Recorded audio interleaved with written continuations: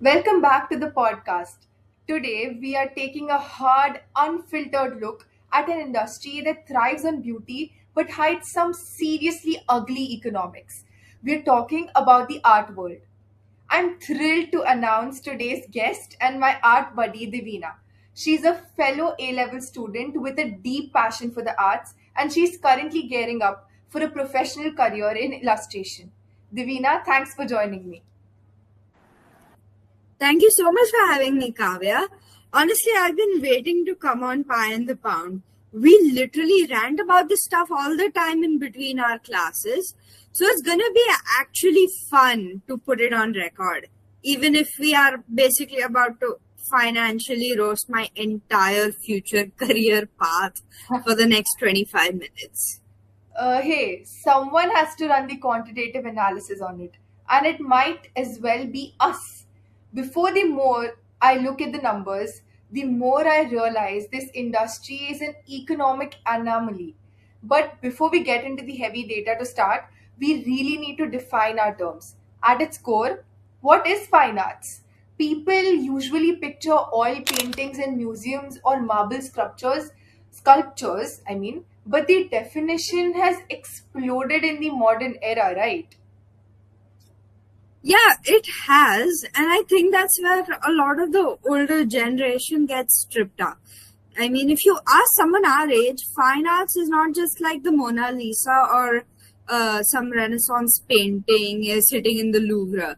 It's a lot of things like digital illustration, sculpture, painting, mixed media, concept art for video games, 3D modeling, and even performance pieces. It's basically any creative work made primarily for the aesthetic, emotional, or conceptual value rather than just pure mechanical utility. Right. It's not a toaster, it's the thing that makes you feel something. Exactly. When I tell people I want to go into illustration, I get these sympathetic looks. Like they think I just mean drawing in sketchbooks and hoping someone throws like spare change at me. Or they'll just ask me if I will earn well or if there's like chances for me to get money. But the field spans editorial work, commercial branding, concept design, and gallery spaces. So, like the umbrella of fine art has widened to include so much of the media we consume daily. Yeah, the scope is actually massive now. Which brings me to my first major macro level question. We look at all of that combined from the traditional galleries to the commercial digital space. How big is the industry actually? Because when I was pulling the market data to prep for this episode that we're shooting, the numbers honestly made my head spin. Oh, it's astronomical. People treat art like it's this cute side gig or a passion project. But the global art market alone is like just the buying and selling of physical pieces at auctions and galleries moves tens of billions of dollars, and it's typically valued at approximately 65 billion to 68 billion annually. Art Basel puts out a report annually, and the numbers are always insane, usually hovering about that around that area for just that sector. And that's just the tip of the iceberg, right? Exactly. If you zoom out to the broader creative economy, which encompasses like digital art, design, film aesthetics, and commercial illustration, you're looking at an industry worth trillions, okay? Like trillions with a T. It's like it's like the one of the foundational pillars of the global economy. Yeah, and as an economic student ourselves, this is exactly as an econ student myself, this is exactly where my brain starts short circuiting. It's a massive systemic market failure. If the creative industry makes trillions of dollars globally, why are all the actual artists broke? It's literally the starving artist stereotype, and it makes absolute zero sense mathematically when you look at how much money is actually circulating in the system, right? Yeah, it's like the most frustrating paradox I deal with mentally. We're the ones producing the baseline product that fuels this like entire massive machine. If you think about it, like without the artist, there's no art to sell, no gallery to visit, no aesthetic for the brand, no visual concept for the multi-million-dollar video game.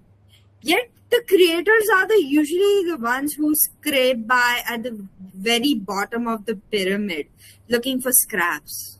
Yeah, the surplus value is undeniably being generated, but the people creating that value aren't capturing it. Not even close. You have like these incredibly talented people taking on like three side hustles just to afford software subscriptions, brushes, and rent. The starving artist trope is so heavily romanticized in the culture. Like you have to suffer, skip meals, and be miserable to make good art. But in reality, it's really not romantic at all. It's just a symptom of severe economic exploitation. Yeah, it's a textbook distribution failure. The wealth is concentrating somewhere else. So mathematically, where is the money actually going? Like, because it sure isn't landing in the bank accounts of the people holding the paint brushes or the Apple pencils. Yeah, it's completely absorbed by the middlemen. It's like their paradise. Let's take traditional galleries, for example. Do you know what the standard industry split for a gallery selling your work is? I'm guessing it's not that great. Uh, Maybe 20% to the gallery. Try 50%. Wait, actually, half. Half? Yeah, half. The standard split is 50-50. They take half of your revenue just for putting the canvas on a white wall and inviting their rich friends to drink champagne and look at it. You pay for the materials, the time, the studio space, the years of learning the skill, and they take 50% for the transaction. That is a wildly inefficient commission structure. And it doesn't stop there. You have auction houses taking massive buyers' premiums and sellers' premiums. You have agents, brokers, and PR firms. The entire ecosystem is engineered to extract maximum value from the creator while taking on absolutely none of the creative labor. Artists barely get their actual worth, and their worth usually starts building up after they die. Look at Van Gogh. He didn't see a single dollar during his lifetime, and the value of his paintings skyrocketed after he passed. It's crazy now, like how normalized that is, and it doesn't help that art isn't taken seriously at a systemic or institutional level to offer any sort of safety net. Like from a public policy perspective, why does the government look at art as a fluff or a luxury expense instead of an actual economic asset? Because policymakers generally don't know how to quantify culture. They are obsessed with immediate measurable return on investment or ROI. If a government builds a factory, they can point to a spreadsheet and say, we created X amount of gadgets and Y amount of factory jobs. Yeah. But if you fund a public arts program, the returns are qualitative. Right. You can't easily put a hard metric on community well being or cultural capital. Exactly. It's subjective. It boosts tourism, it lowers crime rates by engaging youth, it drives local business traffic.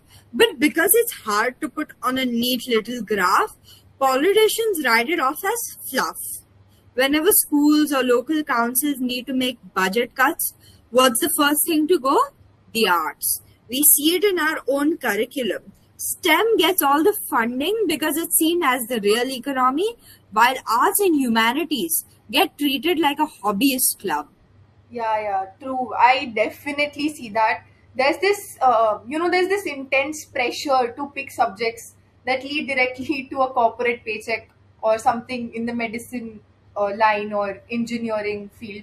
And because public funding is so scarce, Artists have to rely mostly entirely on private wealth, right? I think to survive, which leads us to the wildest, most shadowy side of the art world.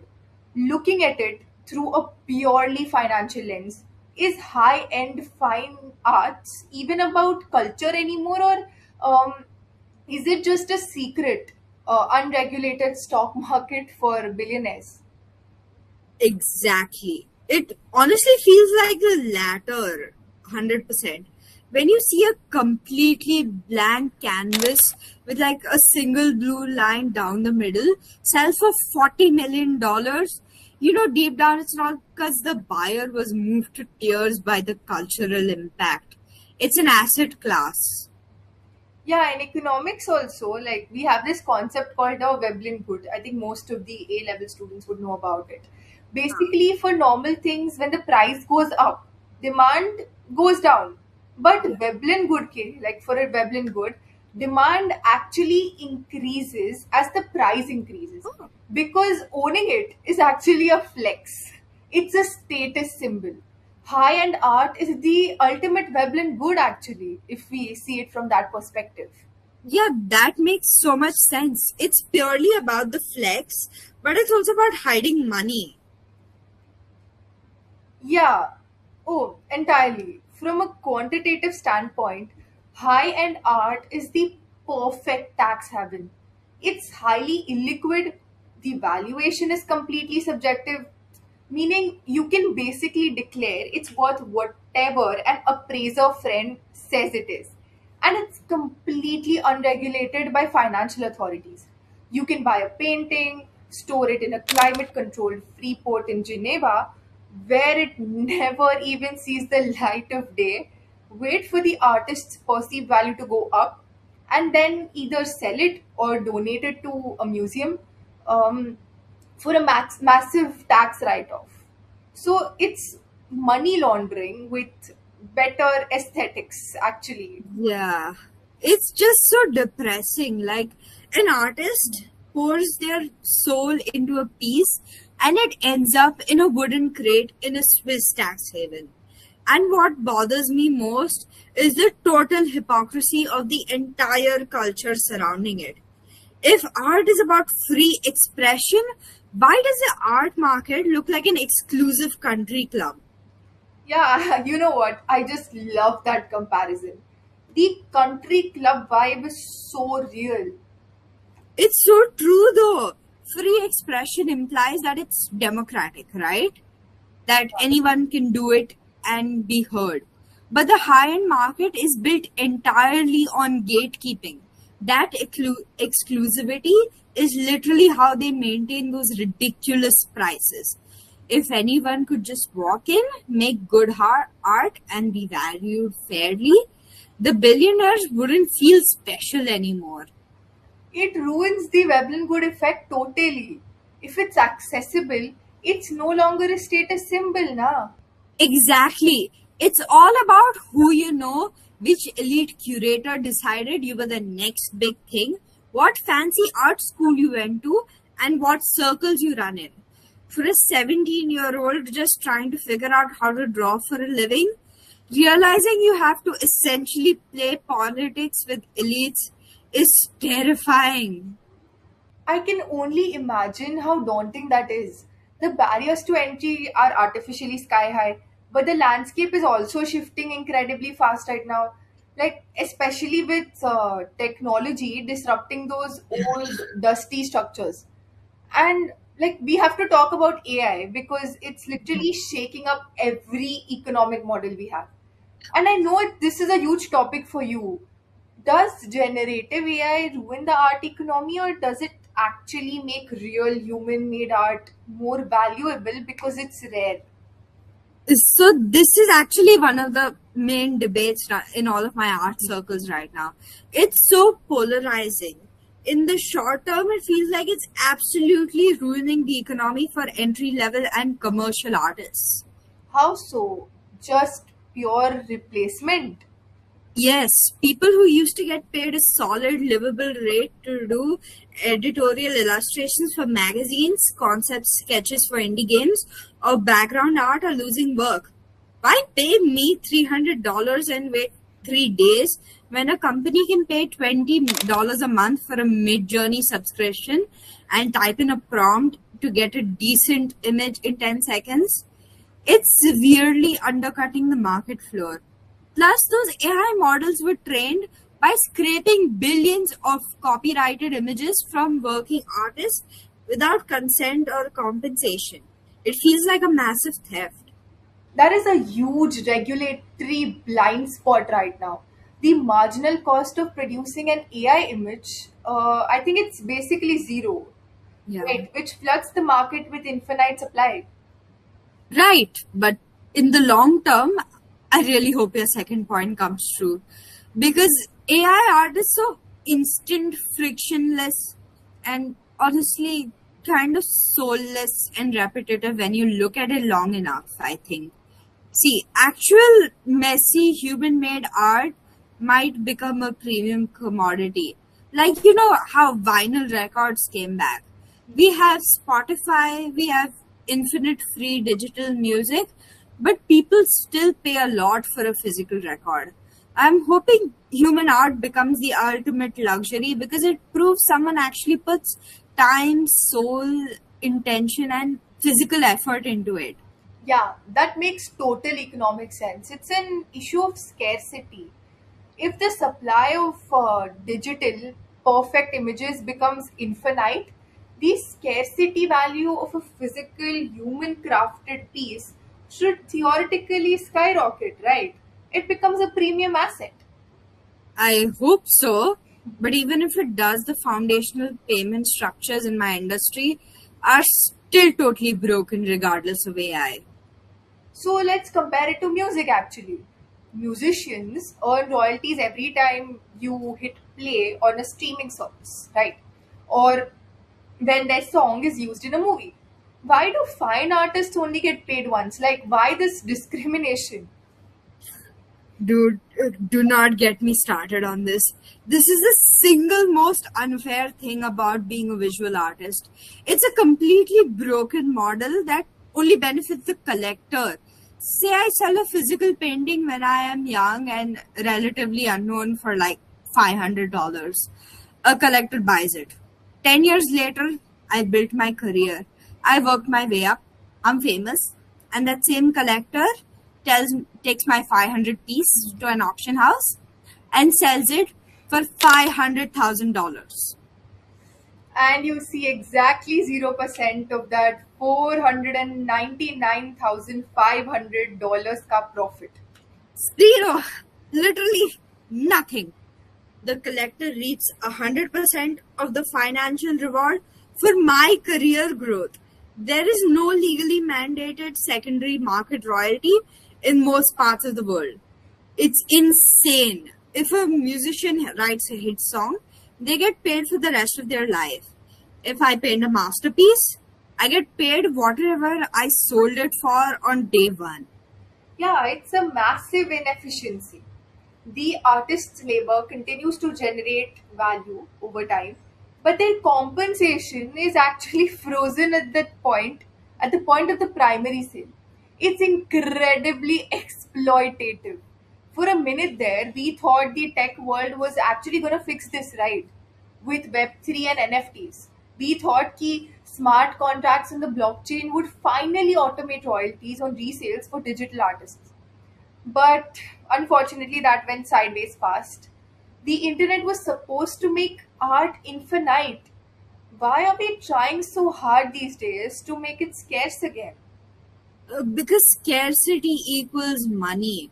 The whole NFT craze wasn't about empowering artists, it was about crypto bros trying to create artificial rarity so they could gamble on pixelated JPEGs of monkeys.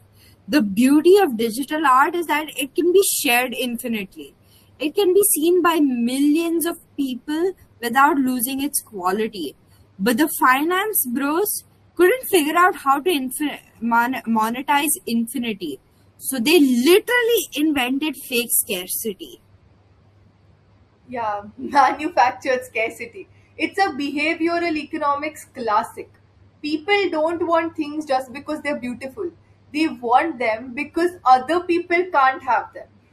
Exactly. It just turned into another speculative bubble, like the traditional high-end market art market, but with arguably worse art and way more carbon emissions.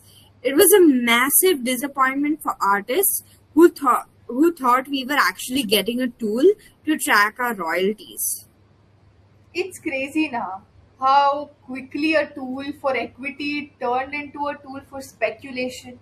But Yeah. let's bring it back from the digital world to the physical world, because, like, the mechanics of the art market doesn't just affect canvases and digital tokens, they affect real estate and actual human communities. Artists always move into cheap, rundown, or industrial areas because they need affordable studio space, and that's something that definitely makes sense. They start painting murals, opening independent galleries, starting cafes, and making the neighborhood culturally vibrant. उसके बाद the developers notice the area becomes trendy, rents skyrocket, and the original community gets evicted. We see this everywhere now, globally, from Soho in New York to Shoreditch in London, and even here in Mumbai, with places like Bandra or Kala Ghoda getting hyper commercialized. So, how do we stop these cities from, so I have this question. How do we stop cities from pricing out the exact artists who made them cool in the first place? Exactly. Gentrification is the ultimate punishment for a successful creative community. It's so heartbreaking. You pour your entire heart into building a culture in a neighborhood, making it safe and vibrant, and your reward is getting kicked out. So, a luxury coffee selling $8 lattes or a high rise apartment can take your studio space. The artists are basically used as unpaid urban revitalizers. Hmm, that's such a good term for it. Like unpaid urban revitalizers. Honestly, I think the only way to stop it is through aggressive city planning and policy. We can't really rely on the goodwill of landlords. Cities need to implement strict commercial rent controls for designated cultural spaces. It's either that or they need to create specific protected grants that subsidize housing and studio space for creators, legally binding those properties so corporate developers can't just buy them out and bulldoze them. We absolutely need structural policy intervention. Relying on the free market to protect culture just doesn't work. Because the free market only optimizes for maximum profit, not community well being or cultural preservation. We've mapped out some really severe systemic market failures today. We've covered the lack of royalties, government defunding, billionaire tax havens, AI scraping, fake digital scarcity, and urban displacement. It is a lot. So, as someone who spends her time trying to figure out how these macro systems work, and you, as someone literally about to step into this industry professionally in a few years, how do we fix these problems? Like, what's your take on this? It feels incredibly overwhelming when you lay it out all like that. But I think it starts from the ground up with collective action. First, we need to normalize unions for freelance and commercial artists. Because right now the industry is way too fragmented because everyone is competing against each other for just scraps. If we have a collective bargaining unit like the screenwriters or actors do in films, we can demand standard minimum rates, basic health benefits, and strict legal protections against AI companies scraping our work without consent. Yeah, a labor union for visual artists makes total sense. It balances out the power dynamic between the solo freelancer and the massive corporation. Exactly. Second, we desperately need legislation that enforces secondary market royalties for fine artists globally. It's called droit de suite, the right to follow. So some European countries and even the UK have like weak versions of it, but it needs to be universal, standardized, and actually enforced by law. So artists really should get a percentage every time their piece is resold. Yeah, that would immediately change the wealth distribution in the gallery and auction booth. It would be life changing for so many creators. And honestly, on a broader societal level, we need people to stop treating art as a purely financial asset on a spreadsheet or a quick piece of content to scroll past. We need to start valuing the human beings behind the work again. Buy from local artists, credit people when you post their work, and recognize that art is real labor. A complete structural shift in policy backed by a behavioral shift in how we value culture as a society. It definitely won't be easy, and it won't happen overnight too. But I think having these transparent, analytical conversations is step one. We can't fix an economic system until we map out exactly how and why it's broken.